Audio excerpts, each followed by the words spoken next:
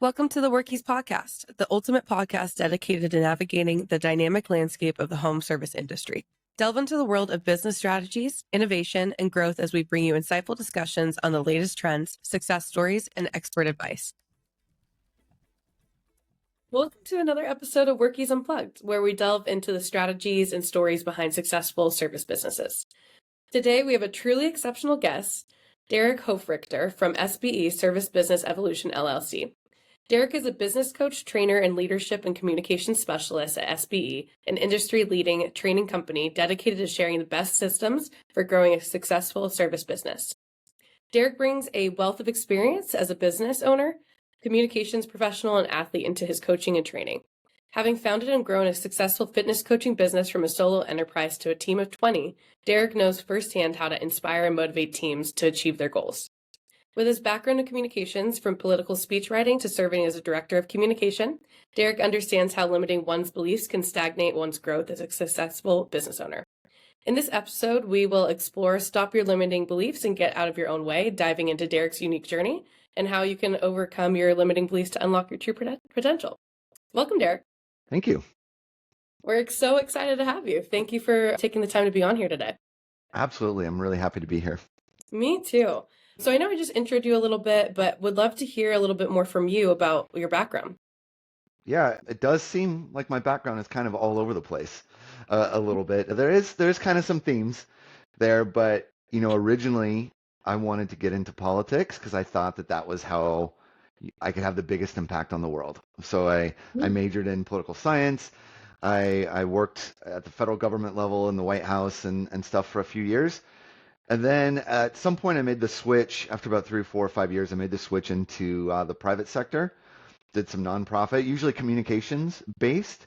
But then I ultimately realized that the biggest impact was through like a small business, like at the community level of impacting the lives of employees, of customers. And that's when I decided I wanted to do that. And I started my own business that I ran for about a decade. And then sold it a few years ago, and now I focus on the coaching and training of other business owners who want to have that same type of impact in the world. How did you find that though? To go from thinking so big, with the enterprise and government and going political, to realizing that small businesses are where you were going to make the most impact? Yeah, it's kind of like two different opposing forces hit me at the same time. One, in that the impact that you have at the big level is actually so small because there's so much political differences and divisiveness, and it's just like a big game and all that. And so to actually make any meaningful, tangible impact that you can look at is almost impossible, right? Mm-hmm. And then as I started to move into the private sector, I was doing communication work for small businesses. And then I saw wow, in the government, it might take 10 years to accomplish something. And even something that wasn't even what it kind of looked like, versus a business can accomplish something major in a day, in a week. The speed of impact is way faster at that small business level. Even just hiring somebody can change that person's life and impact them and give them a whole career. And so that's kind of how I started to see it, was in actually starting to work with some of these small businesses as clients. I love that. Yeah, it's the people and seeing that change visibly too. How do you leverage your political speech writing skills into your current role now? I think that if someone is good at communicating, that works in any situation you want to get yourself into. All right. So whether it's writing a social media post or writing a job hiring ad or writing just a good email, or responding to a customer, this is all the ability to put words, the right words in the right order. So yeah, even if you're writing a speech or you're really writing anything, even a text message, it matters. And I think the thought that you put into it and the intention behind it. So I'm just really passionate in general about communication as a subject matter. Me too. I actually was in college. I was a communications major for. Yeah, so I get it. Yeah. And organizational communications. It plays into, we're communicating every day, whether we are trying to talk or not. There's so many ways. And to kind of add on to that, I think in a small business, and I think it's good to I'm not wanting to insult any business by using the word small. This is like a legal definition. Like I think Mhm. like a small business is under 250 employees, Right. right? I think that's like the technical definition. In almost every small business, the number one problem is usually communication. Mm. Like when you really get down to like the root cause of anything that might be happening and you like dissect it down, it usually arrives at communication is the breakdown that's resulting in any problem that's happening. Either we don't know how to communicate, or we don't have procedures for how we communicate, communication's just not happening at all. So that's again that connection to if you can solve a lot of businesses' communication issues, Mhm. sometimes it takes care of these other issues that they're actually feeling like they're running around all the time trying to put out the fires on. Right, right. It's huge. Communication's everywhere. We're communicating now. Even if you choose to be silent, you're communicating. There's always Absolutely. going to be some Yeah. form of communication. So I would love to hear a little bit more about like outside of your background too, like how you founded and grew such a successful fitness coaching business from going from solo enterprise to a team of 20. Yeah, it's it's like a lot of lessons learned, a lot of mistakes that I was willing to learn from along the way. So yeah, when I did start my own business, I was just me. We didn't have Mm, any other employees or anything like that, and I sort of already knew, that wasn't sustainable. Just there's just too many hats to wear, there's too many things to do, and I know a lot of companies in the trades feel that pain as well, right? Of trying to find people that they can help. So I sort of always had this idea that we needed to actually solve a problem for our customers. That's the only way that you're going to like differentiate yourself. That's the only way you're going to get traction. And a lot of times, like I think the mistake that business owners make is they think that their product solves the problem, mm, but I kind of came to learn that that's not it. It's how you go about it. Because mm, the whether it's a homeowner like for the trades or it's a person just looking for like fitness classes, they have so many options, right? mm, So like the product is not it's not going to be the differentiating point. And so I wanted to do something that was both professional but fun mm, mm, that kind of solve the problem of maybe my normal workouts or my normal routine like bores me to death or is not challenging, and all those things. So just creating like a really unique spin on it and to have the right people who also believed in that mission and who also fit mm.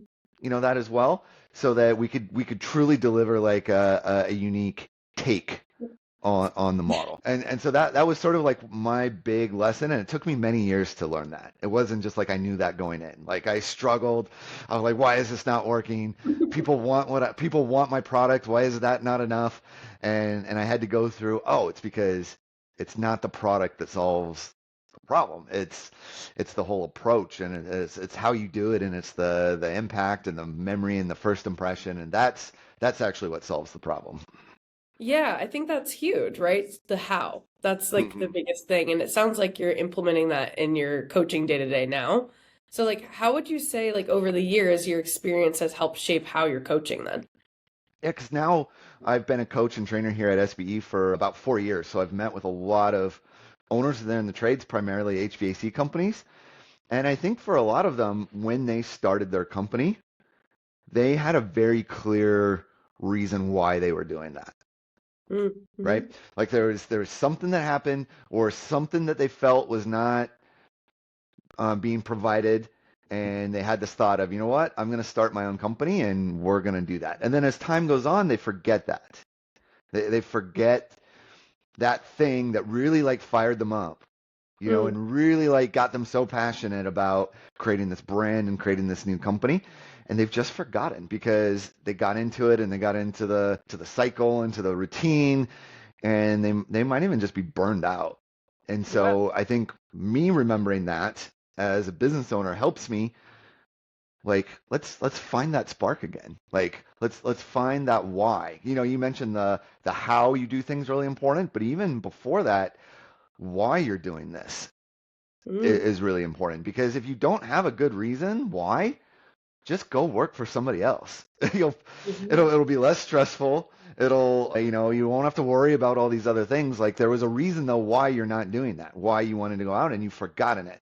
So let's try to like find that spark. Because again, if they can find it and then they can communicate the communication piece, then if they can communicate that through their branding, through their hiring, through their attention, through their marketing, now they have something truly special there because other people are going to align with that and be like, I'm on board with that. Why? I want to be a part of this company. Mm. I think that's huge, knowing why you want to do that as well. But how you're going to get there, you need to differentiate yourself too and make it creative from what you said as well, which is huge. Absolutely. What do you think like inspired you to join SBE originally? As I was transitioning out of being a business owner, for one, the thought of like going back to work for someone else terrified me because I'd been working for myself for like 10 years. So I was just like absolutely terrified.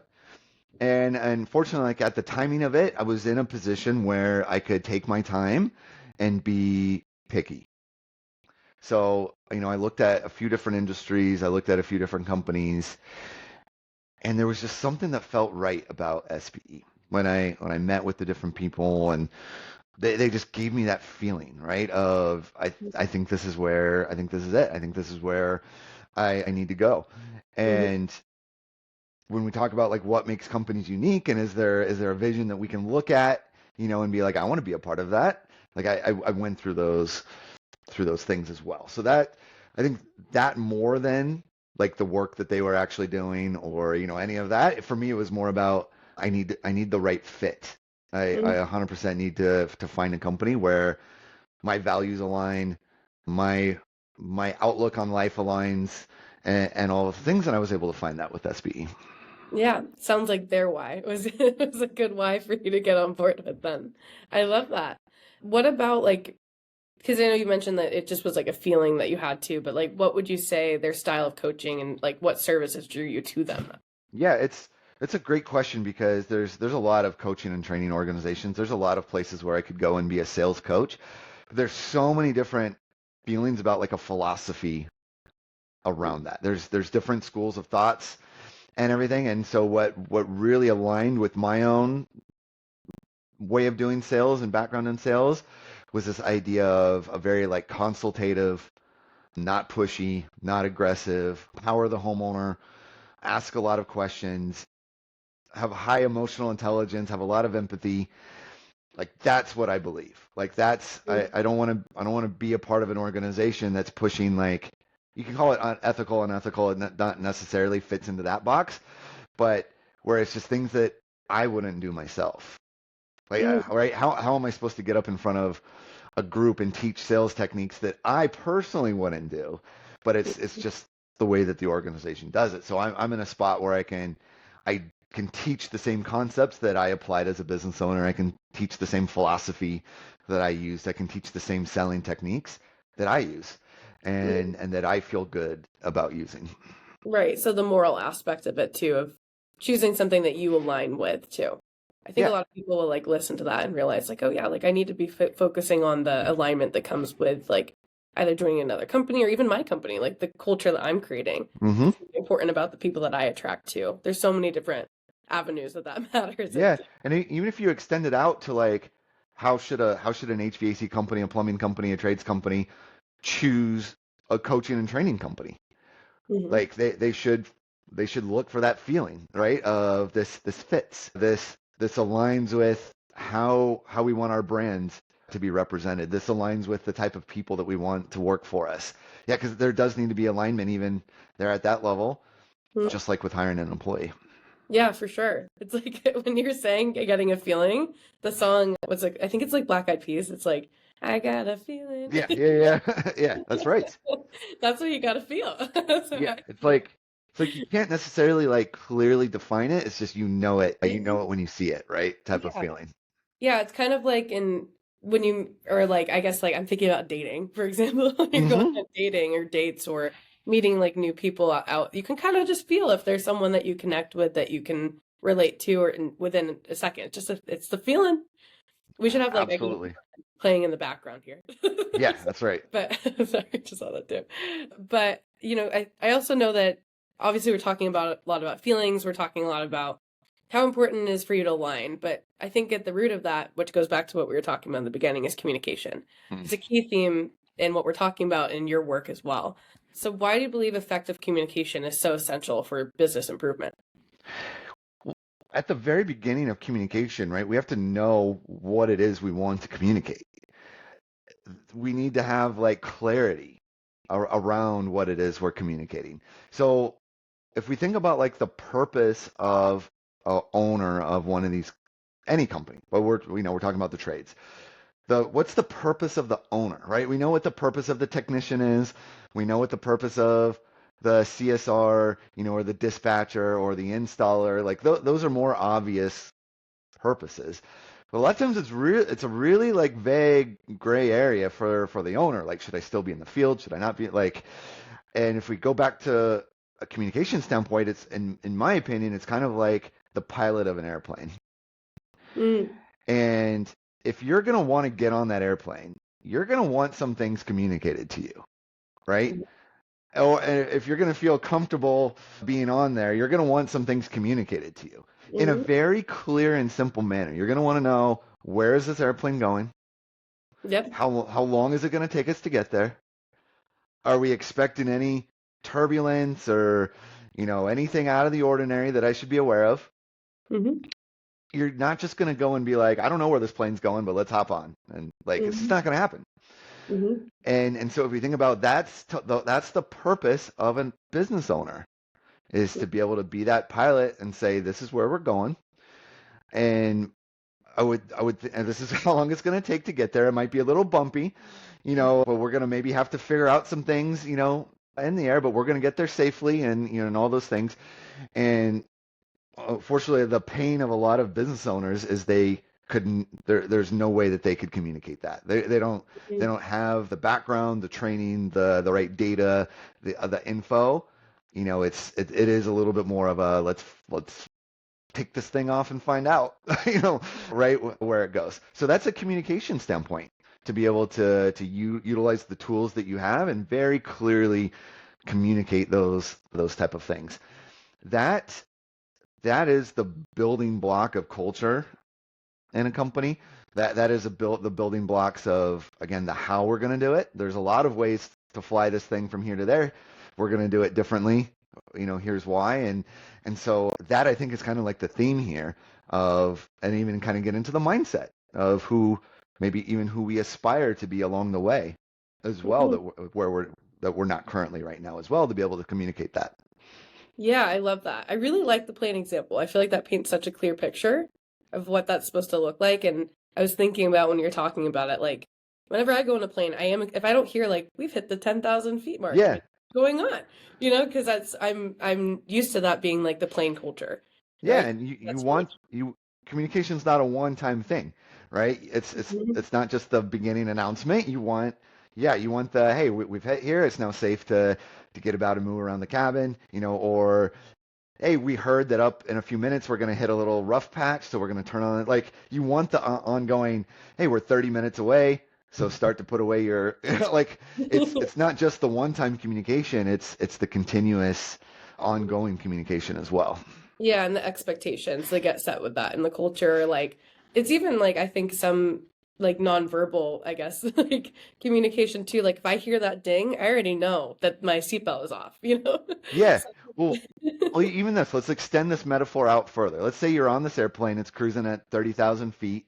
The pilot gave you an idea of, where you're going, so you're good with that.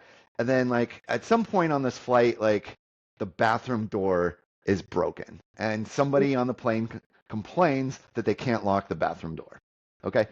Not a big deal. It's not going to crash the plane, any of that type of stuff. But how would you feel as a passenger if the pilot opens the door of the mhm, cockpit, walks mhm, out, and starts fiddling and fixing the bathroom door? mhm.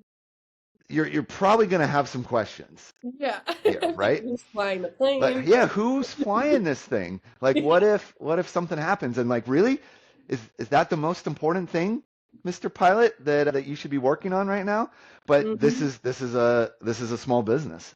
I lived it as a small business owner, right? How often are we, instead of in the cockpit flying the plane, looking out ahead, making sure we're not running into anything, we're fiddling with bathroom doors. Hmm. And this starts to get into, are we working in the business versus working on the business? And I Hmm. know that that's a huge pain point and a challenge for many of the people in the trades to be able to create structures and communications and things that lets them fly the plane. Mm, I like that. Could you maybe dive a little deeper into that idea of like, are you in the working in the business or on the business? What does Yeah, that mean for you? yeah, it's like a classic scenario that kind of gets studied, but if you're constantly working on the minutia, the day to day, then who is flying the plane, right? Mm, That's the if every day it's kind of like, I worked so many hours and I couldn't even tell you what I accomplished, mm, right? mm-hmm, It's that ability to step back, hire people and delegate some of mm-hmm, those things so that as you're flying the plane, you're looking at the data. You're looking at the average tickets. You're looking at the close rates. You're spotting, we're our average tickets have been dropping a little bit. We're headed towards some turbulence. mm-hmm, And so how about before we get to the turbulence, we just make a little course correction and we're just going to steer around this mm-hmm, versus if you're in the business, you don't realize, like if the pilot is fiddling with the door handle, he doesn't realize that there's turbulence until the whole plane mm-hmm. is right rattling around and people are freaking out and things like that, right?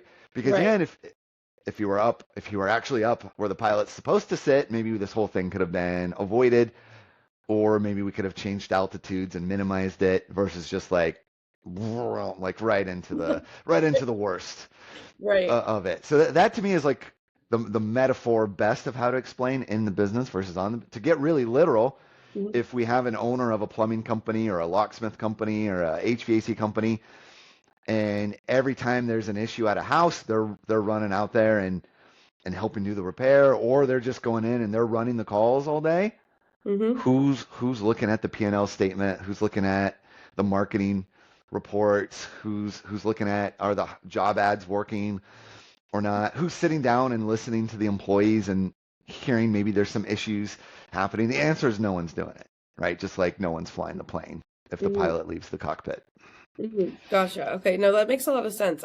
I love this example. I think this is such a good one. I've never heard this in regards to like business before. Such a good way to paint it though, and it makes so much sense too. So I feel like so many people are going to listen to this and be able to relate and be like, yeah, that makes so much sense too. So Yeah, I appreciate that. and there's I don't want to give the impression that this is just an easy decision. Okay, well I'm just going to sit up here and it's not. It's a lot of hard work because the plane had to get built. The cockpit had to get built. The instrumentation that allows the pilot to sit there and know exactly what's going on in the airplane. You know, the meters and the gauges and it's the plane flap in one position. He doesn't have to leave and go look out the window to see that. He can see it all from the cockpit. That took a lot of skill and time to build that apparatus.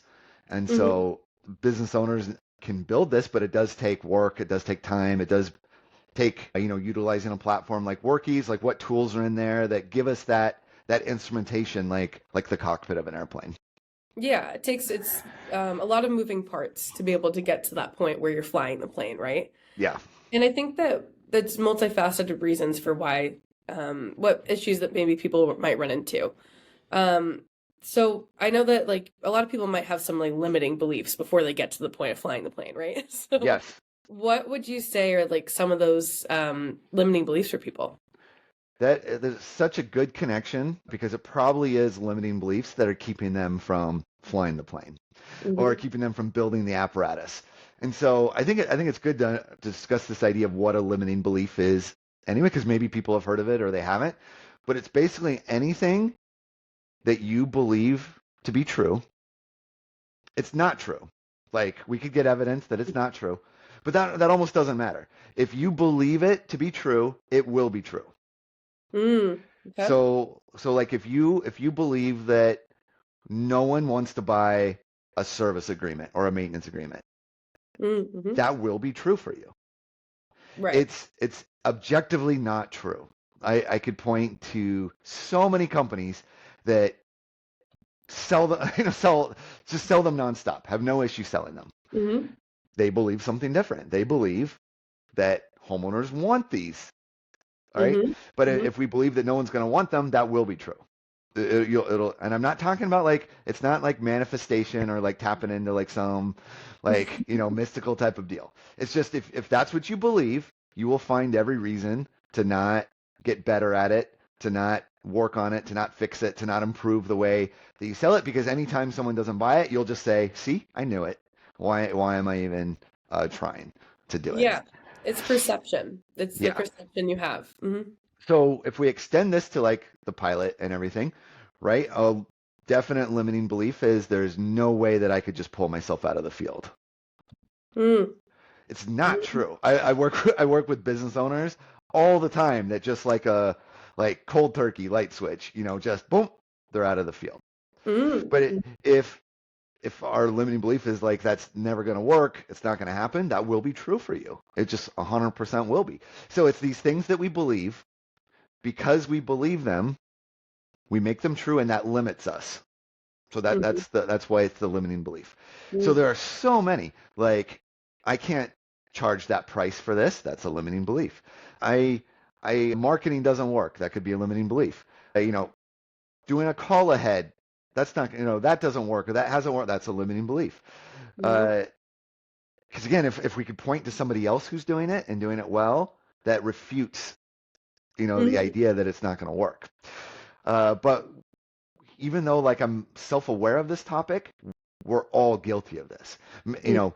We all, no matter who we are, we all have things that we believe that every day, because we believe it, it limits what we could be capable of. So it's never a process of completely eliminating these. It's just trying to become aware of them and Mm-hmm. then trying to reduce the number of them that we have. For sure. As you're talking about, it, I was like, oh, I'm so guilty of this. Like, I I know I do absolutely. it. Yeah. I know I do that. And hearing it, you talk about it in this way makes a lot of sense where now I'm like, oh, I need to change this and think about this a different way. And I think that a lot of people, everyone, like you said, everyone's guilty of that. How would you say, like, this is impacting people's path to growth? It's sad because you like, especially from like the outside perspective, it's like, wow, like Hmm. you could be making so much more progress. You could be, implementing things so much faster, but it's going to be slow because we've got to overcome this limiting belief. Mm. And it is like a whole process to do that because again, it's just like I love psychology and I didn't formally study it, but I just love the topic of psychology, and so when you start to get into like biases and things that impact our critical thinking, right? We've got cognitive biases and confirmation biases. So we go out of our way to only look at evidence that supports what we already believe. And if we see something that contradicts it, we come up with an excuse of why, well, that's not accurate. They didn't take this into account. And we just automatically do that in our mind, right? Hmm. So it's going to be a long process to overcome a limiting belief. Hmm. And if we're trying to grow a company, let's say from 1 million a year to 2 million a year, there's of course going to be some limiting beliefs that have held us back from doing that. And so that speed to make that growth is going to be kind of based a bit on how quickly do we become aware of the limiting beliefs. That's step one, right? We Hmm. got to admit we have a problem. And Hmm. then from there, what are we doing to start to overcome that? And even what do we need to do to overcome that limiting belief and change our mindset to where, because anytime we hear something and we're like, no, that would never work, Hmm. or oh, that might work in that state, but that would never work in my state, or that would work for that company, that would never work for that is the classic example that we're about to step into a limiting belief, Hmm. right? And so just the more we can learn to spot that and then switch our thinking into, instead of, well, if it worked for them, maybe there's something to it, right? Right. And just start to like add a little curiosity, so it's not just an outright no. We just switched to asking questions about it and getting a little more curious. So that's what I see when I look at like all the contractors, and people in the trades that I've worked with, they've all got different speeds of growth. It's really the ones that like start with the fewest limiting beliefs, or the ones that are more open to overcoming limiting beliefs that dictates a lot of the success that they end up having. Yeah, I was gonna say I think the first step might be the hardness. Not only the awareness, but acceptance of that Yeah. you having There- limited beliefs. I heard somebody say something once that business is actually really simple. Hmm. Numbers are simple, math is simple.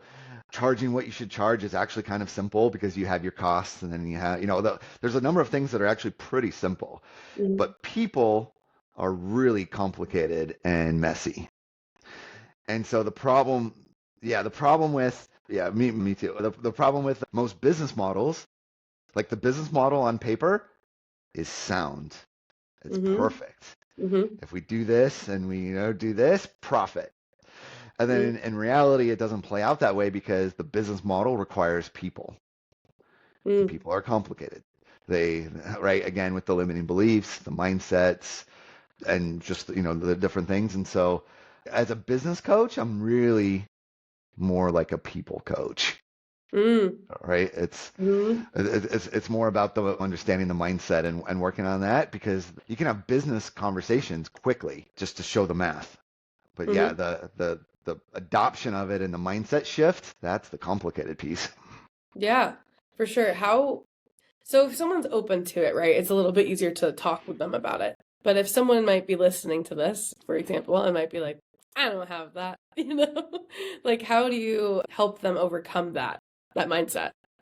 Yeah, sometimes it's like the power of a good testimonial slash case study, right? Of, well, let's listen to somebody else Mm-hmm. who was in your in your same spot and believed the same things that you believe, Mm-hmm. switched switched their thinking, switched their mindset, and then here's what they discovered on the other side of it. So I do think that again, as humans, we will believe like a story oftentimes over evidence. We're just like wired that way. And so I do think that there is a lot of value in, and this is like one of our big like value beliefs as a coaching and training organization is the idea of community, Mm-hmm. of being connected to other business owners, other leaders doing the same type of work that are at different stages in their journey than you are. So that sometimes you just need to hear from another business owner who's twice your size, Mm-hmm. who can say, listen, when I was your size, that's exactly what I said also. Mm-hmm. And that's exactly what I believed. And I made the same decisions that you're making right now. Mm-hmm. And it wasn't until I changed A, B, C, D, E that I went from there to where I'm at now. And that's just powerful. That's a very powerful thing. And so I would encourage anyone who's listening this to not operate on an island and in isolation. Like get connected to some other groups, be around some people who deal with the same challenges, and get around some people who overcame the things already Mm-hmm. that you're struggling with, and then listen to them. And if they're telling you things like, "Yep, I used to think that too," Mm-hmm. like think about that, right? And maybe like reflect on that as well. I love that. It's building that community. Can you maybe give us an example of a like success story you had where like a client overcame that limiting belief from your coaching? Absolutely. One of my favorite companies that I've worked with in over the 4 years. It was actually pretty early on when I started here at SBE. It was one of the first contractors, first handful that I worked with, and it was a father and son in Arkansas, and kind of like a multi-generational in the trades, type of setup. Grandpa was involved, and the dad was involved, and now the son was involved, and the son was fairly young, I think around like 20 years old, so kind of just getting into it, and they just reached a point where they were tired of the same old cycle that grandpa went through, the dad went through. And I think the dad too was kind of like, I don't want my son to have to, you know, just keep the cycle, type of thing going. And I remember like working with them, and there was like they went to some of our technician training, and I still remember this because I taught the class, and they were like, they're like, I get it, but that would never work in Arkansas. I remember that, right? And we had like some conversations, and like they're just the type of people that they're kind of like, well, it's worth a try. Mhm. Like that kind of an attitude of, well, anything's worth a try once. And it's like, well, are you actually going to give it a real try, or are you going to give it like a partial try and then tell me it didn't work? And they were like, nope, we're tired. We're 100% in. Like, if you tell us, like, you got to wear your pants on your head, like, we're in. We'll give it a try, type of thing. And so, like, as a company, they had never before had a year where they did more than like 400,000 in a year. The first full year that they were in our program, they did a million. They broke a million. Whoa. Yeah, and that was like the speed to that was 100% their open-mindedness. Even though they were like, that'll never work here. This is making us uncomfortable. I don't know. They got over those limiting beliefs at a fast speed, and then the next year they like doubled. And so they've had like this rate of return. So that's one of my favorite. They're still with us, a few years later, and they're still growing. But now they're like solving like advanced problems versus like the basic level problems, Mhm. right? Right. They're growing, and they're now working into problems of like, hey, we have a lot of employees. Like that's a different level of employee than it's just my dad and I. Right. Now that's like 100, if I'm right, 120% Yeah, increase it though. was crazy. Yeah. That is wild. That is Hmm. wild. How cool though. I mean, it just shows how important it is, like what we've been discussing today. What do you think like the most common mistakes like when you're helping people out you see in the service business when they're trying to scale those operations, and how do you think they can avoid them up front? Yeah, the common mistakes actually, completely tie into like the limiting beliefs and the mindset of just things like, okay, that's great info, but I just don't have the time to work on that right now. Mm-hmm. That to me, I get it, but that to me is a mistake of understanding urgency versus impact, Yeah. right? And I don't blame anyone for any of this type of stuff because this is not stuff that we get taught in school at all, right? How to prioritize our life, how to prioritize our day. I don't remember getting taught that in school, No. right? And so, oh, it's not just a natural instinctive behavior. It's something that has to get coached and has to get taught. So that to me is like the number one mistake. We're so caught up in what's urgent that we ignore what actually makes an impact. Mm-hmm. And so you can actually get into the academics of this. It's the Eisenhower priority matrix where there's like these different quadrants, where you can prioritize things. And there's some things that are easy to do, but they don't make a difference. There's things that are really easy to do and make a huge difference, right? There's things that are hard to do, but it'll be worth the effort. And then there's things that are really hard to do and actually don't make any difference at all. Mm-hmm. And that is like this temptation, like sand pit type of trap that Mm-hmm. most owners are stuck in, where they're spending all their time and urgent with like all this urgency doing things that at the end of the day don't really do anything, Yeah. right? Versus if they just spent a day and like updated their pricing, that Mm-hmm. would have an immediate massive impact on their business. But you'll constantly hear, yeah, I know I need to update my pricing. I see the math. I know I just don't have time to do that right now. I was like, well, what could possibly be more important than something that's going to make you money immediately the second you do it? But Mm-hmm. again, it's that temptation, and none of us are perfect with this. We all get stuck in this idea too, where we make that sacrifice of the urgent for the actual impactful. So that to me is just the biggest mistake that most business owners make. Yeah, it's definitely like the short-term versus long-term mindset. And I think it's easy to get caught in the day-to-day and not see the full vision of the plane and the trajectory of where we're going and just see what the cloud that's in front of us, for example. Yeah, and I think this is the value of a coach because this is like the conversation that I will often have. Like, if you look at the greatest of anything, like the greatest basketball player, the greatest swimmer, the greatest whoever, they all have a coach.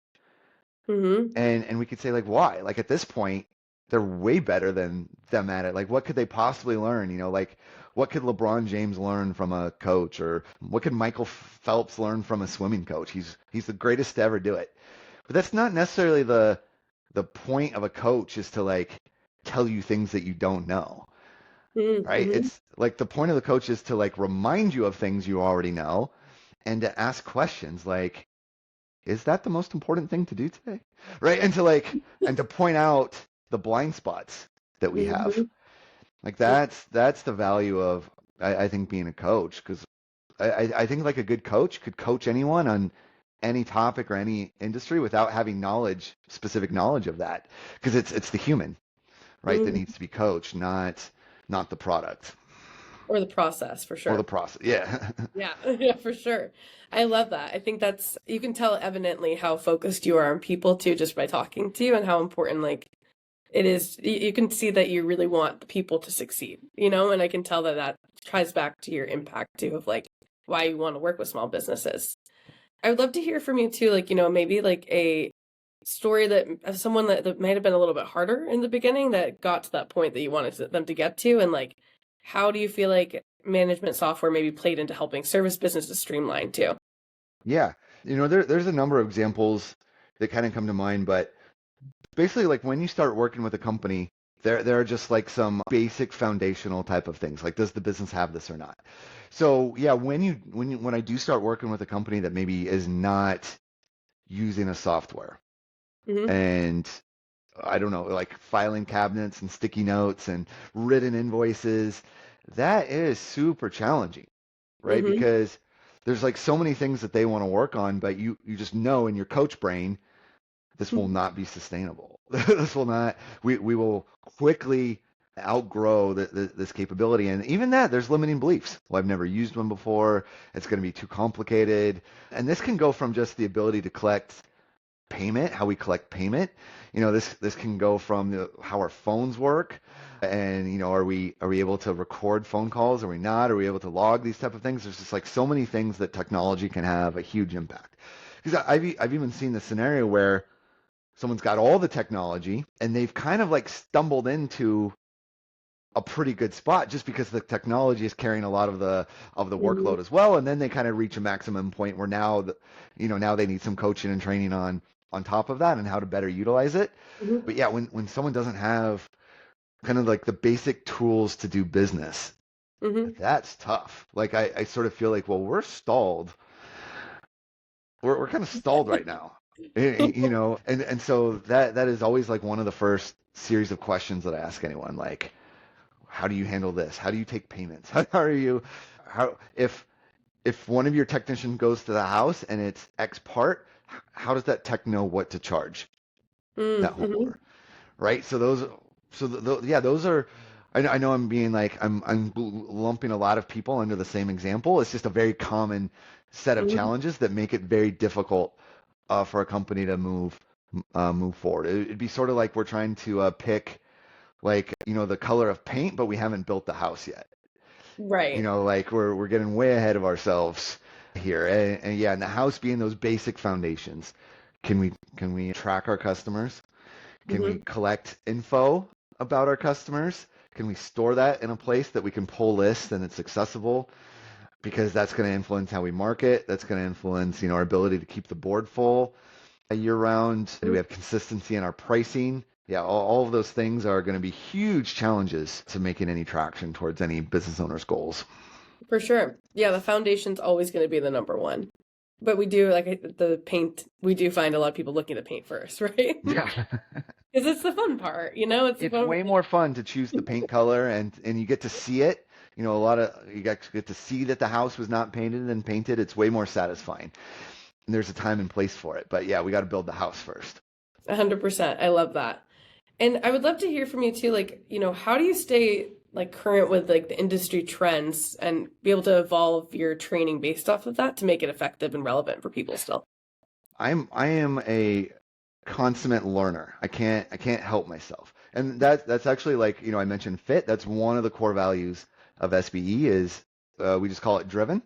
Hmm. And this idea of like never settling. There's always something new. And so I will just attend webinars. I will listen to podcasts. I read books. I get to speak at industry conferences and I show up and I listen to the other speakers because Hmm. I want to. It's like an excuse for me to be there and to learn what people are doing because I feel like I owe that to the companies that I that I work with that I'm staying up to date and I'm evolving and I'm even changing my mind on Mm-hmm. things. I think that's something that gets like stigmatized a bit, but I think it's like the sign that you're a learner if your mind is changing on some things as well. So that's sort of my approach. And even too, like if I get asked the question, a common answer from me is like, I need to research that. You just pointed my mind towards something that I don't know. Let me get back to you. And then I will go and I will spend hours researching it and seeing what I can consume and devour on it. I love that. Shows the openness too. The openness and the willingness to want to learn and grow and continue to evolve too. Yeah, because if you're learning, but your mind never changes, you're not learning, Agreed. right? Agreed. Mm-hmm. Yeah, We're, you're I don't know what the replacement word is, but I don't see how it would be possible to consume new info mm-hmm. and not change your mind. Yeah, or at least alter your perspective. It may not be fully, but have like broaden it too. Either Hmm. changing your mind or broadening. I guess that's part of changing too. Yeah, Can or be just part of yeah, getting more empathy. Maybe my mind doesn't change, but now I better understand why. it. Mm-hmm. Mm-hmm. There might be a difference of opinion on it. Yeah, if that doesn't expand as the info, I would question maybe the info that we're taking in if that's not going on. Like, are you taking it? Yeah, yeah. Yeah. And I know you mentioned this too, that you spoke at a lot of seminars and corporate events and conferences, like, around the world. You've been to a lot. So, what do you think your most memorable experience or insight you've gained from these engagements that we can take away from too? I absolutely love getting out and speaking to groups. That is like my most passion type of thing. I just love the experience. I love the different perspectives. As far as like my most memorable, it would probably be speaking like in Tokyo and needing like an interpreter and trying to like get the rhythm of that of speaking with someone in just a completely different culture. Like that's pretty memorable. Mm-hmm. Well, but a lot of times too, what I find is again, business is simple. And so it's fairly universal. It's not like business operates different, like that there's different math. And so that might seem kind of obvious, but it was actually something interesting to experience of cultures are different, languages are different, things are different, but business is business, communication is communication, sales is sales, helping people is helping people. And what you can gain from going to different areas and getting out there though is again the different perspectives of how to accomplish that. And maybe it's like, oh, I visited this area of the country. It's kind of a different culture. I'm like, that's a really different perspective. There are things from that I want to take because I love that. I love that idea. And then maybe it can start to influence again in the process and things that I teach. Yeah, definitely. And although I'm obviously a podcast host here, I'm also in the sales team at Hmm. Workies as well. So I'm constantly working on trying to get the different perspectives. I feel like I learn something new every day from someone. And to really go to Tokyo, are you kidding? Like Yeah. learn and see the different way they people operate there. And even at a conference, I'm sure you learned so much. So that's super cool. Super important to constantly get cultured on that too. Outside of that, we can tell you love to learn. Super important for you. What are you learning in your personal time right now? I am actually on the very tail end of finishing up a master's degree. It's a master's of science in leadership, and I'm Hmm. actually on the very last class. I've been doing this for 2 years. And so what I'm currently actively learning right now is in this class. It's a class on resonant leadership, which is this idea that leaders or owners or managers can either be resonant or they can be dissonant. Mm-hmm. And a lot of times they're not even necessarily aware of one or the other. And unfortunately, like a lot of the default for leaders, because they're stressed out, because they're burnt out, is to kind of default into this dissonant where there's a disconnect. They're not leading in a way that they're like proud of, or they're not leading in a way that they would like really feel reflects who they really are.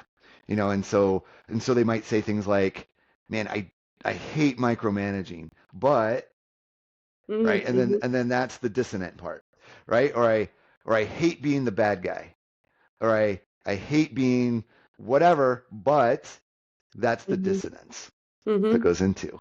And so because they know they're not being their authentic self, or they know they're not being who they really want to be as a Mm-hmm. leader. And then it basically creates toxic cultures because Mm-hmm. there's like an emotional disconnect between the leaders and the employees. Okay. Right. Mm-hmm. Versus the idea of resonance and being a resonant leader is you understand that like the most important thing is like optimism and compassion and safety, like that my team feels like we're all in this together.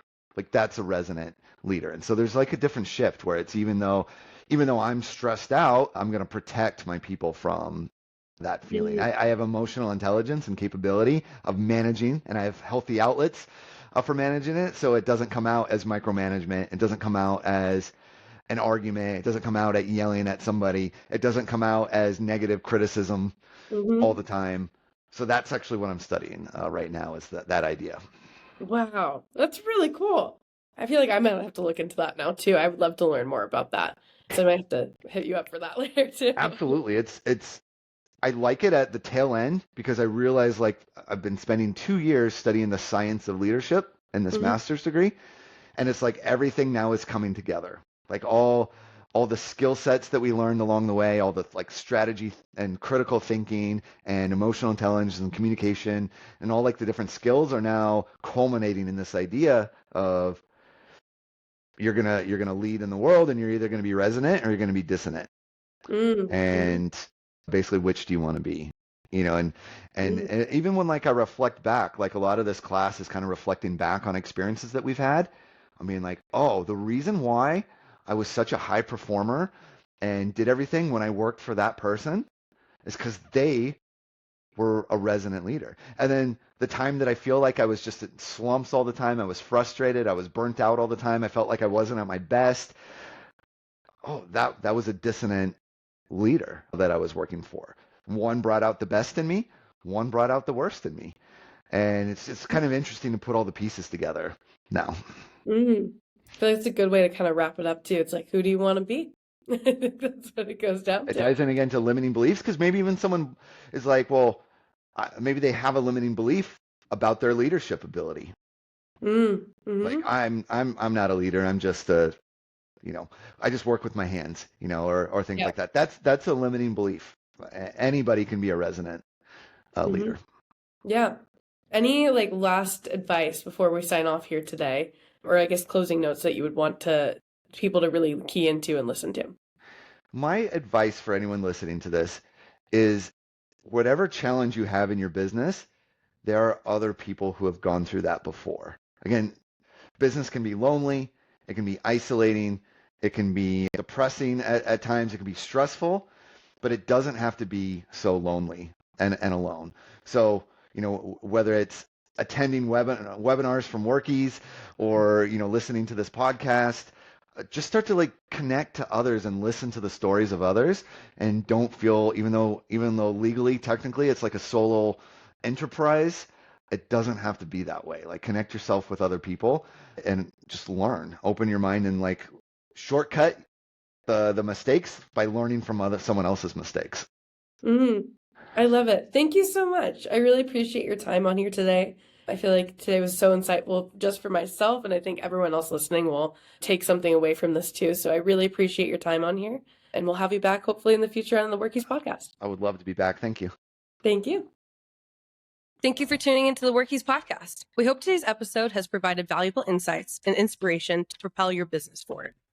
Remember to subscribe to our podcast for more engaging discussions and expert advice on navigating the dynamic landscape of the field service industry.